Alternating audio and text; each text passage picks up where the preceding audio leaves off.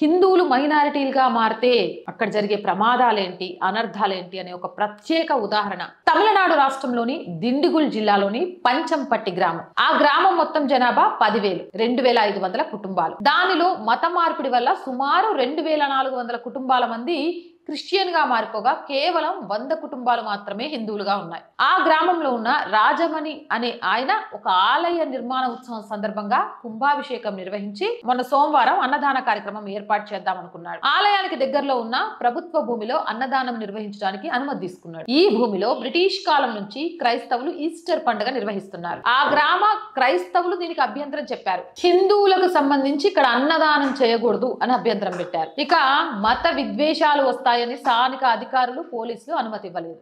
ఇప్పుడు చెప్పండి, ఏందమ్మా హిందూ జనాభా తగ్గితే అంటున్నారు. హిందూ జనాభా తగ్గితే ఏం జరుగుతుందో తెలుస్తోందా?